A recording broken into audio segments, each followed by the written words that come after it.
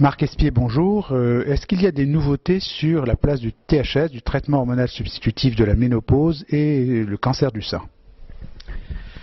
Alors, je crois qu'une des choses importantes cette dernière année, ça a été l'actualisation de l'étude WHI dans le bras œstrogène conjugué 15 sol, puisque après 10 ans de suivi, on note une réduction statistiquement significative du risque de développer un cancer du sein chez les patientes qui ont été traitées par ces œstrogènes conjugués 15 par rapport au bras placebo, avec 30% de cancer du sein en moins. Donc je trouve ça très intéressant et j'ai failli dire amusant. Alors pourquoi? On n'a peut-être pas bien l'explication, mais en tout cas ça confirmerait bien que les progestatifs, et certains d'entre eux, notamment l'acétate de médroxyprogestérone, eh bien, ont probablement un effet délétère et que c'est l'association œstrogène plus certains progestatifs qui font davantage proliférer les cellules cancéreuses mammaires. Et puis l'autre explication qu'on peut éventuellement avancer, c'est que les œstrogènes conjugués équins s'est formé de beaucoup de molécules en fait, et qu'ils pourraient avoir un effet SERM de certains des œstrogènes compris dans ces œstrogènes conjugués équins.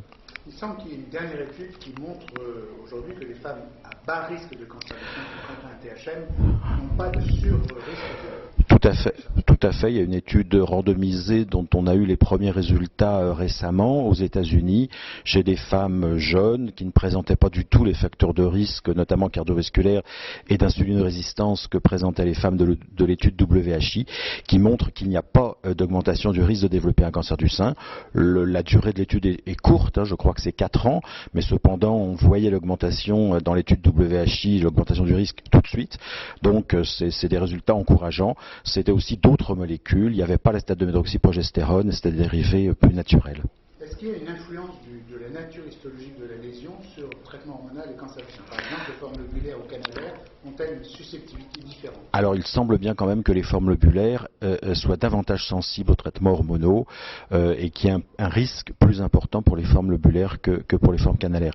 Je reste convaincu que fondamentalement, les traitements hormonaux, ils peuvent accélérer la vitesse de croissance de cellules cancéreuses préexistantes. On a déjà quelques cellules cancéreuses dans son sein.